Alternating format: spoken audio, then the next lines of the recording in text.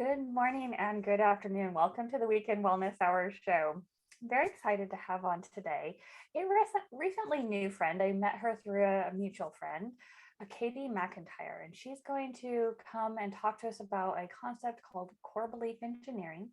But she has a wide variety of background. I'm going to let her share it because she has dabbled into, I think, almost everything I know in the healing arts, and she has a wealth of knowledge. So I really thank you, Katie, for joining us today. Thanks for having me, Amy. So I'll start off saying what I do and how I got here. I would love that. So I've been curious about health since I was 5 years old. My mom had multiple sclerosis, and as a young girl, I was like, oh, I really noticed what is happening and how come my mom is changing and how does this work?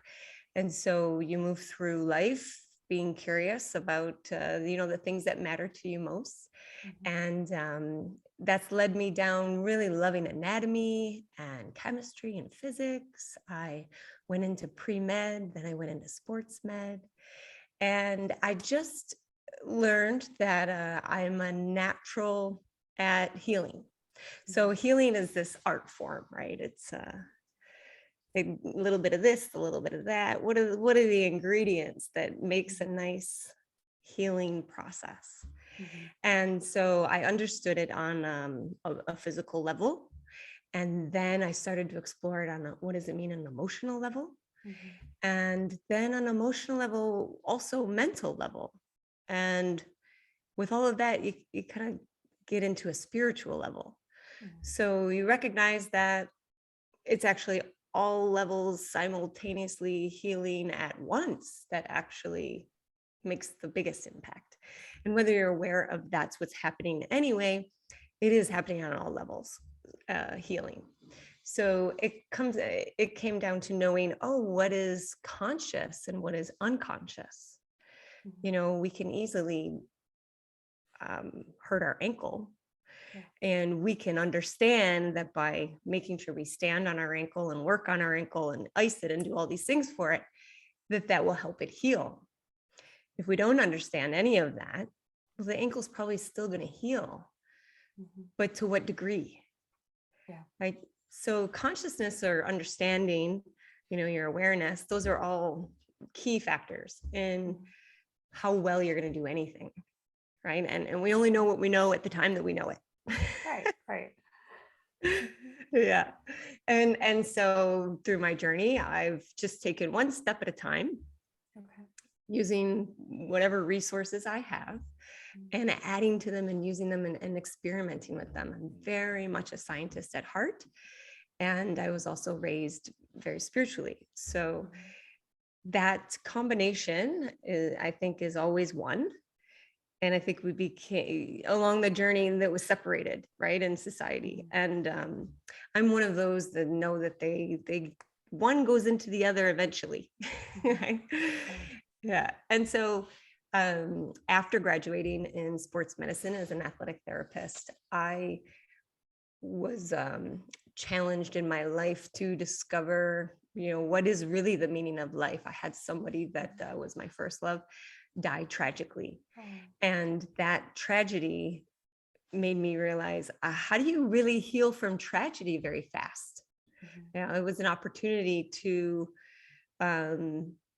discover that realm of healing. And I think that's very relevant for most of us, because we know that trauma, big T or little t, is this moment in time that we veer off into another direction. And what got us to veer off in that direction, it's multiple different things. And how do we even know we veered off in another direction? Right. And it comes from continuing to observe and learn about yourself, develop yourself, have inner conversations. So when that occurred, I learned form of healing that are psychology. I learned breath work. But for me, as a healer that wanted to give back, not only to experience my own growth, but to give back to so many people, I wanted a technique that could get to all levels of healing. So I searched and came across a College of Core Belief Engineering. Okay. This college was in BC, and it was active since 1985. I was very curious because this would have been my post-secondary education. And typically I was actually applying for a master's in physical therapy, but was like, you know what, that's not the answer for me. Just working physically with a person, it has immense amount of power. But I understood at that moment that there was something very deep about changing the core aspects of a person. And those core aspects were belief systems, as I understood it. I was reading about from Bruce Lipton and Dr. Joe Dispenza and Greg Braden. I was very fascinated in quantum physics and understanding the cellular biology of belief.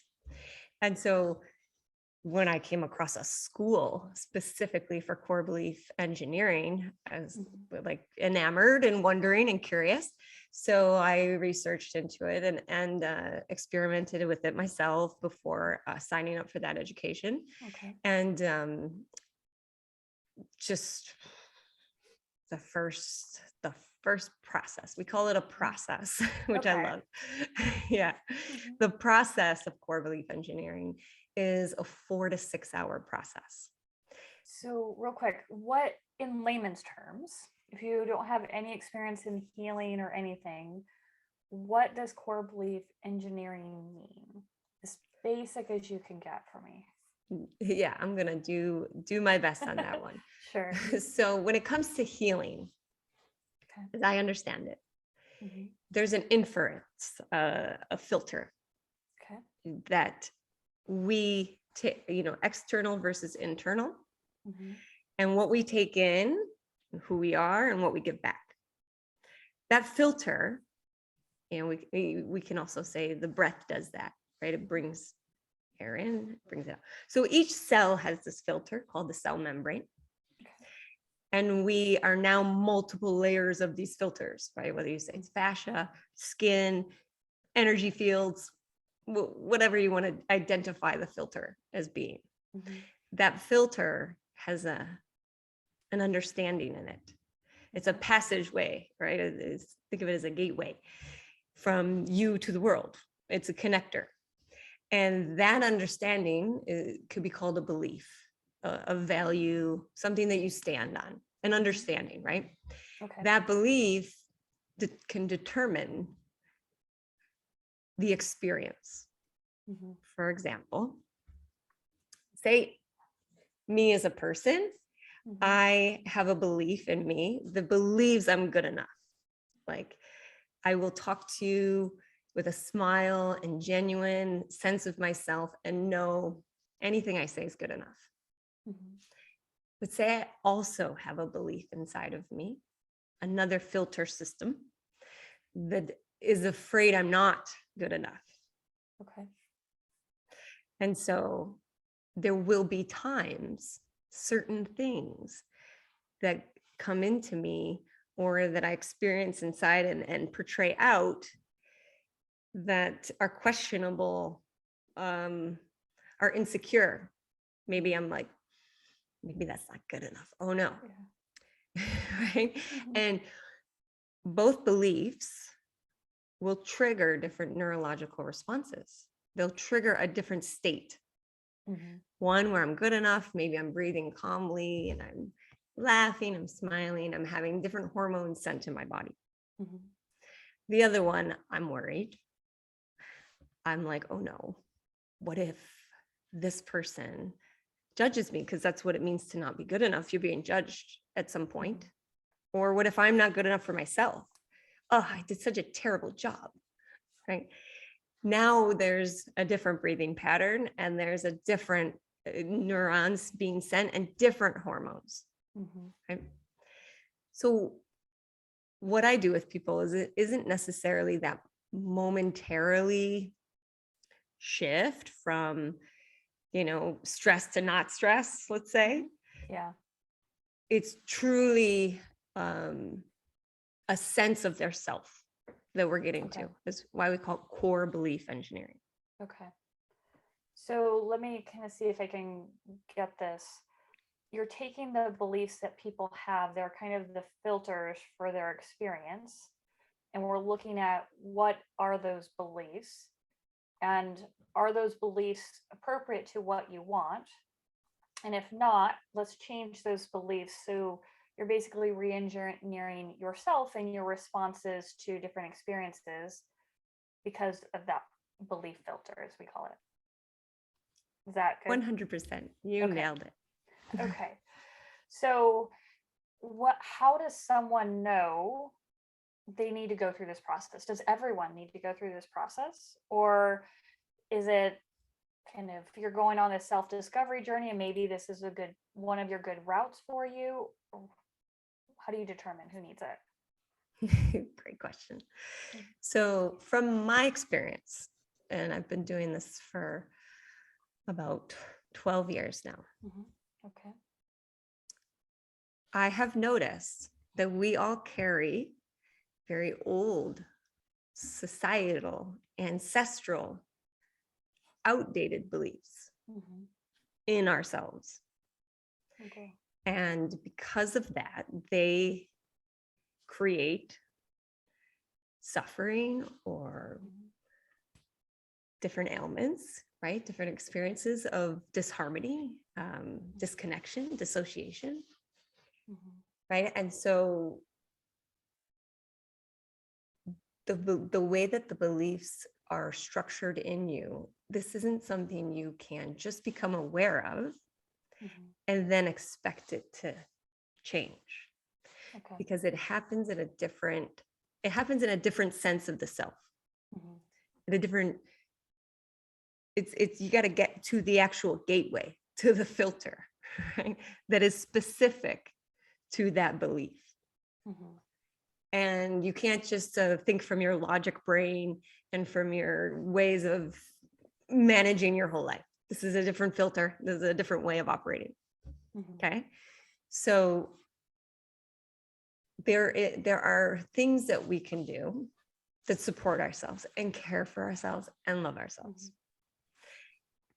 But for those that do that and still find something isn't right, something is repetitive, something's automatic, something's predictable, it's out of your control. You're not really aware maybe of exactly what that is, but you see it in your behaviors and in your relationships. You see it in the money that you make or the way that you live your life, right? You see it. So this is what core belief is great at doing, because it's making the unconscious conscious within the process so you can alter it through your choice. And that updating makes any old, outdated, ancestral, passed down belief system to be current and the most vital state. So it's connecting you to you in a deep, profound way, which is also extremely healthy for your vitality. Right? You're no longer holding on to something that is operating in such an old system. Right. And so, and when you think of old systems, you think of what your parents gave you. You think of what their parents gave them, you know, and you see yourself doing it to your own children. And you're like, Exactly. So, okay, so this can really touch anyone who is kind of feeling at unease and isn't feeling like themselves.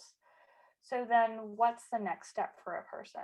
If they realize, okay, something is not right. I'm not in coherence with my brain and my body and my mind and my spirit. What's next for if they want to try this core belief engineering? What does that process look like? Yes. So you would reach out to me. We would have like a discovery call it. Sort of, we're interviewing each other. Yeah.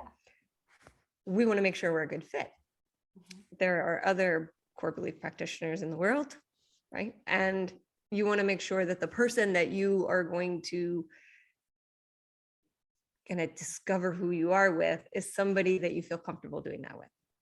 So I find that very important whenever you pick any healer in any realm, like trust and being relaxed is a key ingredient to healing. I think that goes both ways too. Like you as a healer, I think it's important for you to interview who you're working with to see if you mesh with them as well. I think it goes both ways. Yeah. Yeah. Yeah. Because we're going to create a rapport and we're going to create a team. We're going to go in and restructure some maybe very stubborn things. Right. Some people's beliefs are really stubborn. So that has to have a fluidity and a match, of just acceptance and openness, trust, right? So that's an ingredient that softens stubbornness. So that's the first step. After that, we make a game plan. So currently I have 2 structures set up for a game plan.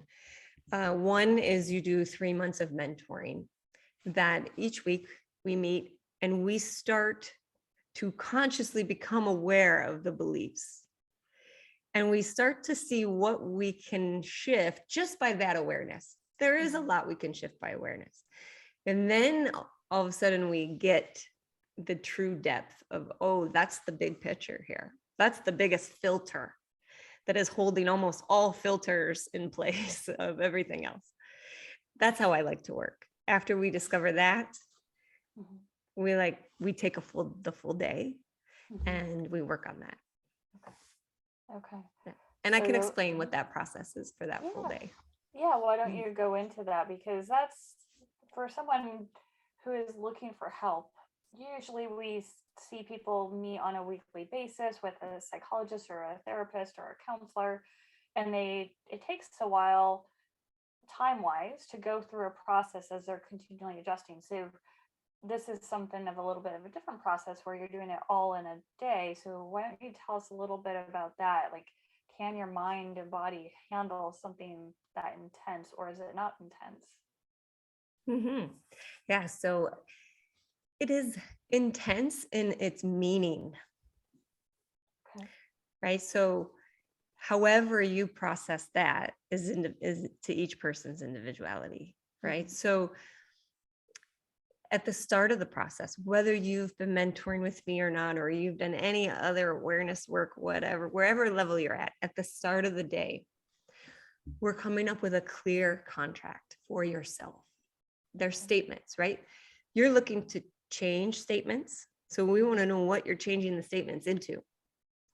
So I think that empowerment of tuning in and identifying, okay, I've identified as this. Now I'm aware of it. Okay.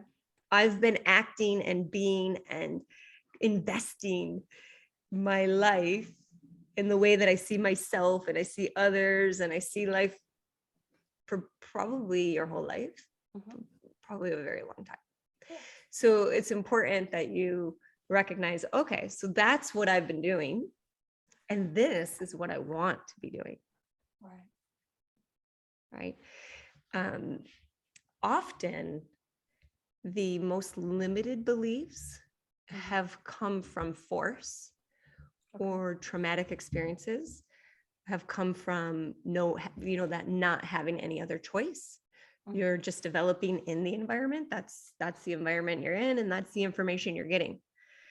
Right. So this transformation is very much empowered by choice. So we start with what is that right away, because we're going to honor that we're going to take the day, and the day is going to finish with you having that. Okay, good. Yeah. And so whatever that contract is for you, we develop it, and then we begin a dialogue inside. This dialogue is very interesting. We're looking for specific things. So it's stored information that you've been operating from. So you're able to discover how it began to get stored. What were moments in time that said, that's what that means. I believe that. That's true. There are moments and times that became a truth, right? It became a belief system. So are you going back to childhood experiences and saying, okay, I believe this because of that experience in my past? Is that what you mean by this dialogue? Yes. So the way that you relax inside is very meditative. It's, like I said, you develop a safety, you develop a rapport. So by the time you go and close your eyes, whether you're good at meditating or not, it doesn't matter. We go by what's there. So whatever that first answer is. And so sometimes there's no, I'm very good at working with the subconscious and stories and imagination and all the things that make up, a belief system. So it could be childhood, but it doesn't always need to be childhood. Okay. Yeah. Okay. And sometimes we just like to make sense of things. We are very logical beings. So sometimes it will just be a space that makes complete sense. Okay. Sometimes it won't make sense. Okay. But I'm trained to follow up with the type of questions that create the whole picture. And that's what our first step is we get the whole picture. So what are the decisions that your mind made? And how do those decisions affect who you are? How do you react to them? What's that moment that you veered off? Now, what does that entail? And then how did that solidify in you?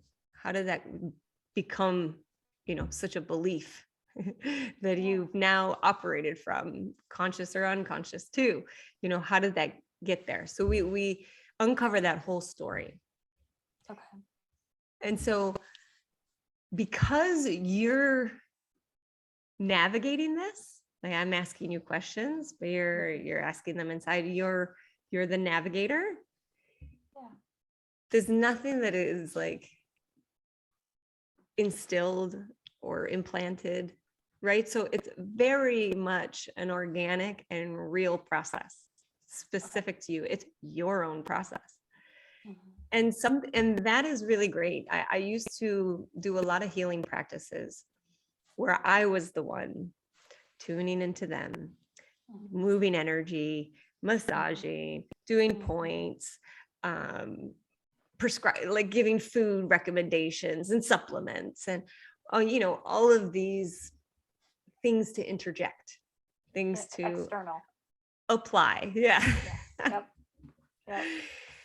And one of the most favorite things that I enjoy about working in this way, which is why I've chosen it as the path, is the empowerment. Is I don't even really know what's going on inside of you when I'm asking you the questions I'm asking you, and I don't need to know. I need to know responses so that I can follow up with a question and we can navigate it. But there's a lot going on inside that I'm probably not aware of, because it's really you. And so within that, I mean, now we're into like hour 2 of the process. Okay. Finding the story. We made the contract. Now we're finding the story. There's a whole bunch of self-relationship stuff going on. Right. And you're observing how you navigate that. So it's this other level of self-development that I haven't come across in any other way, right? Because of that. Yeah. So when you have someone who has their story, they understand the beliefs that make up their reality and how they perform and act in different situations, what's the next step? The next step is, so the platform is, I'm somebody, consciousness. I'm consciousness, meaning I have choice in all here and now. I can take my memory, I can use my imagination, I can make a decision. I have willpower. I can move, I can stay. I have choice in the here and now. Okay. Subconscious is doesn't have as much choice. It's repetitive, it's automatic, it's controlling or predictable, right? And so we've been talking to the part that has its mindset, has its belief system, has its way of functioning that's automatic. And you're like, oh, okay, yeah, that's me. Okay, yeah, I do that. And now the next step is we introduce who you are today to this part. Okay. And this is quite magical because some parts have no idea that you're a 42-year-old or a 50-year-old or an 80-year-old. They are 8 or 7 or babies, they're like, I didn't know. Yeah. There's other magical moments that happen that it's like, oh, I'm not the one in charge. This person's in charge. Oh, I can let go. Those are like the real stubborn aspects of our personality that like want to control everything, right? That is like, oh, I don't have to control. I'm not the one in charge. This is often when kids become adults too fast. Okay. At that moment when they bond with who you actually are today, it's like the whole system, you feel it, it just relaxes. Oh, because you know what's great about that moment inside is you're you. You're not some adult or authority that is saying you have to do something else. You have to be anything. You meet you in this magical way that is like, oh, hold on. Let me just, my best way to be me would be to relax right now. That would be the best. And it just happens. So that step is pretty incredible, but that's not the last step. Okay. So the bonding, we call it bonding or updating, is where there's like a reality check that is real reality, not a reality that's being played, right? And then, but the bonding is really self-love. Self-love is extremely healing. I think all of your listeners could relate to that. I mean, getting a hug from people, somebody looking into your eyes and really seeing you with what you're going through and not trying to fix you, just holding space for you. That is incredibly healing. Holding somebody's hand when they're afraid, just showing up. It's incredible healing moments, right? So when this happens inside, this I would love to clip somebody in during the whole process and measure them because the levels and the hormones and something that shifts, it's probably a spike that is like true, pure self-love, right? In its highest form. And so once that has happened, and not all parts get it right away. Not all parts want to, so some parts have beliefs that change is super scary. So we navigate, and that's why it takes the time it takes. And it's very, I couldn't predict it if I tried, right? I know where to go and what to do, and I'm skilled, but I could never predict anything that is going to occur. And it makes my job really exciting, and interesting. Yeah. That's incredible. And as well, it's a great process for people to undergo because it's very curious for them too. Yeah, that's amazing. And as people are going through this process, do they feel almost peaceful? Because there are times when we give self-love, but there's always that nagging in their back of our heads, like, okay, do I really like all those aspects of me? Or are you able to get people to the point they're fully accepting of who they are, grateful for who they are, and can just express love towards themselves? Yeah. So based on the dialogue, I think you've probably noticed that if there's a conflict, the more skilled somebody is at communicating and dialoguing, when there's a safe, open space, the more effective you're going to get through the conflict, right? So obviously there's a conflict in the self, which is why they've come. Like, it would be nice to just be whole and harmonious, Yes. right? So there are steps within the process that we're asking questions.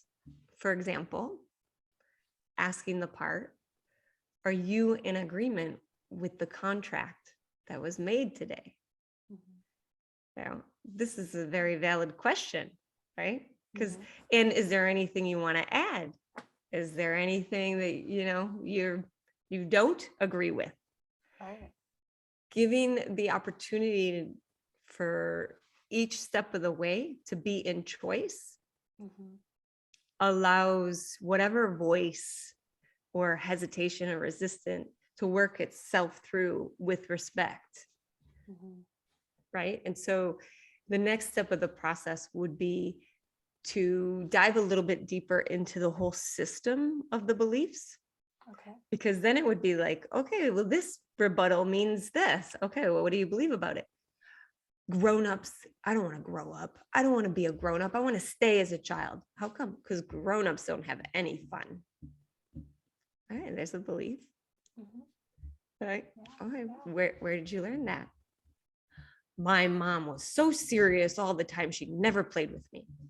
Okay, fair enough. And we keep going. I ask consciousness, do you want to continue believing that grown-ups have no fun? Do you have fun in your life? Would you like to have more fun? No, I don't have any fun. Would you like to have more of it? Yes. Do you think this belief, if it were to change, would allow you to have more fun? Yeah. If I believed adults were fun, for sure. Okay. Moving along. Find out another belief. Okay, I can't. What do you mean I can't? I can't do what you're asking me. I can't let go of other people's rules and who I should be. I can't let go of it. How come? Because I can't. I'm not able. How did you learn that? Oh, my dad told me all the time I'm an idiot. I don't know anything. And I used to do terrible in school. Oh, okay. So you learn that from them, and you want to hold on to that. Instead of seeing maybe you are capable, but you won't know unless you let it go. Right? So there's some negotiation, just like when you're raising a child, just like when you're navigating a workplace and you're navigating life. Let's hear it. And so it takes the time that it takes to do that. And then right when it switches, it moves, we're like, whoo, we're in a whole other space. And all of a sudden the part, based on how it moves, will start to understand itself more, less of what it's learned from other people and more of what its actual natural energy is. Who is just Amy, right? Who is just Katie. Not what you learned from mom and dad, not what you learned from that teacher that embarrassed you in front of all the kids, not what you learned from that kid that, like, who are you? Let's move it aside. We've identified with it. We know it. We're having the conversation. We're validating it. Move it aside. Who are you? Oh, this is who I am. And it's like, whew, I didn't even know. Because sometimes parts in us are so absorbed with noise from the outside world that only a small percentage is actually our essence. And you can't hear yourself. You hear all the other noise in your head and from other people that are talking to you all the time that represent, things that you've heard many times. And it's hard to hear the self. So we have to clear that up, and we have to grow the essence of the self up in such an experience that it is very clear and understood. The whole full body experience. It's incredible. And so they go through this, then they spend this 4 to 6 hours with you. Is that right? Yep. And then is there some exhaustion, go home and heal and rest, or is this done virtually or is this done in person? So before COVID, it was in person.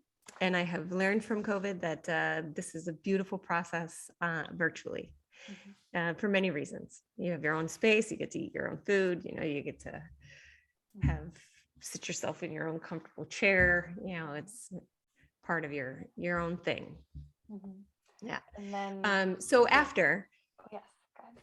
There's a couple checks and balances that go on. We really check all the topics that we already heard before in the story, and we transform in that conversation and make new decisions from the part. No, I believe that now. And the whole self, conscious, subconscious is like, no, it's like truth, like truth will it out. It's like, this is the truth, duh.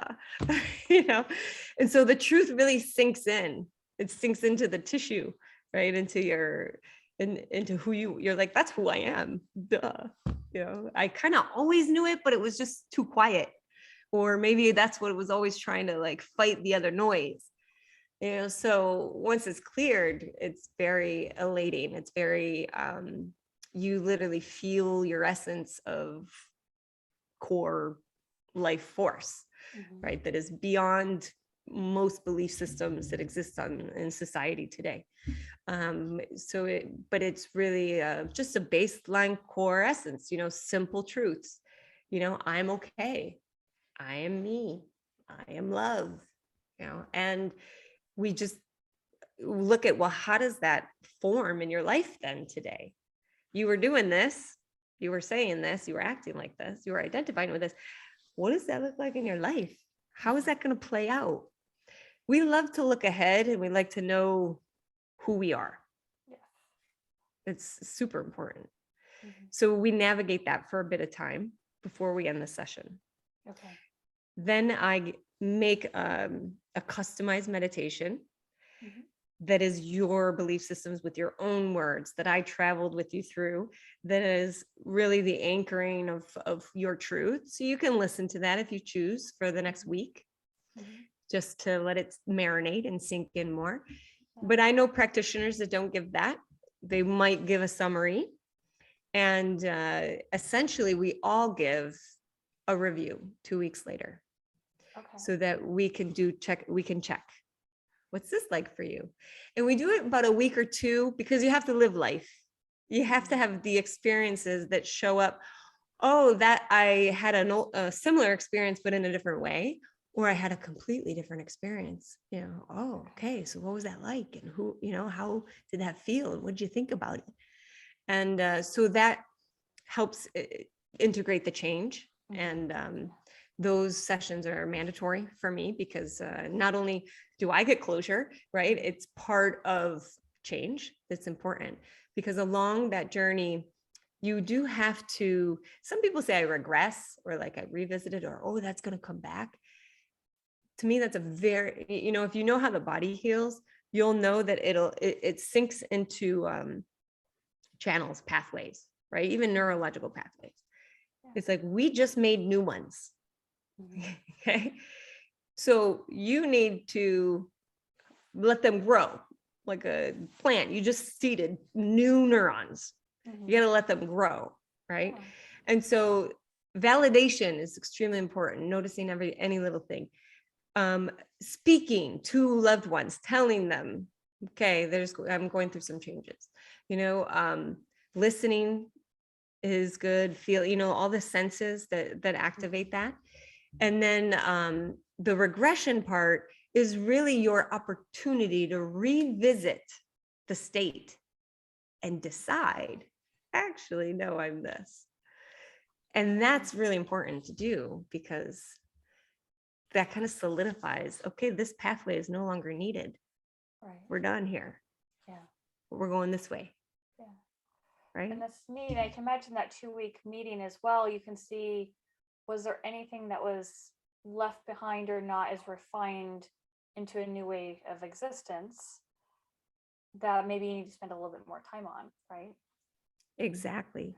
And sometimes when you remove a filter, which I typically tell people, plan for 2 sessions with me. Because when you remove one filter, you might be able to now to face something else that it was not quite ready yet. You know, and whenever we go through anything for the first time, there is this, you know, you learn to walk, you learn to eat. There's a little bit of fumbling around that happens, you know, but when you recognize, wow, that was actually a great experience and that worked, you're like, let's do it again. And this time I want to work on that. You know, it's like, yeah, there we are. We're off to the races. Yeah. That's incredible. And even like talking about that, does this work help people who have experienced some kind of big trauma, who it might unearth something? Is this still something that that person could undergo and move through it with success? 100%. You know, I am not sadistic by any means, but being a healer, you come to appreciate the healing response. And so the gateway is opened. There you are. It's right there. Let's work with it. You know, it's so if something gets unleashed, yes, it's ready. Right. And it's much more efficient than something we pushed and pushed and pushed and pushed and pushed.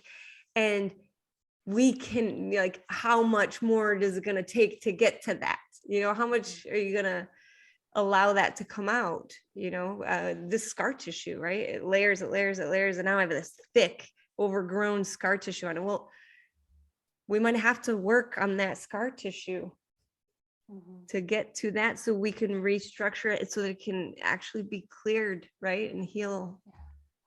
You know, incredible. It makes sense. And is it hard to get people to just say words in their head and think differently? How do you get people to actually believe? Because I could say I am an amazing runner.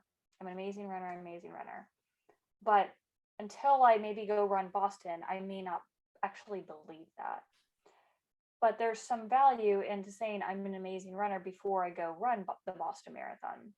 So is there something like a little tip or something that you do or say to someone, or is it this whole process that gets someone into believing their words? Yeah, being a belief worker, you do get to ask that very often, the difference between affirmations and true belief, right? Because subconscious can work, it can receive in the moment, you know, and if you do that moment over time, it can receive it, right? But you knowing the difference between something being received and not.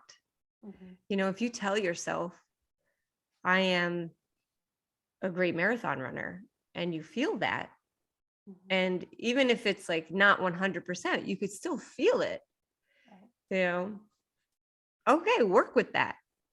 If you're just saying it and it's not felt, it ain't going anywhere. It's not going in. You know, and so the process is in. The whole thing is in. So the process will get you to feel it because it's all in, right? And then you're navigating in the end. So it's not about, okay, I'm going to take this and I'm going to tell myself this. You know, my whole thing is mind, body. It was originally mind, body, and then I moved it to mind, body, breath work. But what drew me to core belief was the connection between the mind and body. This is, to me, that's belief. It's really a belief when it connects. If you're just here in your mind and the body's doing something else, you're not a whole person. If the body's doing something and the mind doesn't validate it, doesn't listen to it, that's the relationship you have within yourself. the body's going to start yelling. Yeah, it talks. It does talk for sure. So this has been fascinating. Now, if someone wants to work with you, what's the best way for them to work with you? You can go to katiemacwellness.com and click Okay. on the contact page and send me a message. Okay. I'm on social media too, but it's just going to direct you to my website anyway. Yeah. Yeah. But if you just want to dabble and follow and not necessarily make direct contact quite yet, you can always go to Katie Mac Wellness on Instagram and Facebook. Okay. And that's great. And then you also have a group as well. Why don't you just touch on that for a second? I know there you have mind, body, belief work and breath work. Why don't you touch on that for a second? Yeah, so I have a monthly program that helps. It's set up so that you can integrate into breathing. So one, I do core beliefs and I do breathing. They're the baseline essence of our being. They're the gateway, right? So the breath is the gateway into the nervous system, which is all the information that's being passed through you in consciousness and unconsciousness. And so in mind, body, breath work, my philosophy, there's many breath works to go do. You do an amazing one. I love it. And so many variations. The focus for mind, body, breath work is to realize beliefs, to listen, to work within belief structures and connect the body into the belief. So it's an energy and a feeling. And then we're going to breathe it in specific ways, and so sometimes if you get two of them, you get all three of them. So sometimes you're just using the breath in the body. Sometimes you're using the breath in the mind. Sometimes you're using the body and the body and the mind, and the breath just follows. If you get two of them, you get all three of them. And so I host 4 live sessions a month that kind of vary between the different concepts, and they have a theme. They're recorded. And then we also have a daily practice so that you can navigate and develop, within your own schedule and your own space at home. And you get toolboxes and you get ideas, and you just start joining in the theme. Like this month is to fly. And so we're flying off to new experiences, and we're doing a tapping and a bee humming breath. And all the words and the mindsets are about being courageous, being confident, being trusting, and becoming clear. So we're focusing our attention on that for 30 days, which is also a great way to work with the subconscious. That's wonderful. And can they find out more information on katiemacwellness.com? Yes. Wonderful. Well, thank you so much for being here with us this weekend. Really appreciate your time, your effort, all that you're doing for this world. Thank you so much, Katie. Thank you for having me, Amy. You're welcome. And thank you all for joining us today. It was such a pleasure to have you all here to share Katie with you. Please reach out to her, check out her website, and we'll see you again next weekend. Bye now. Bye.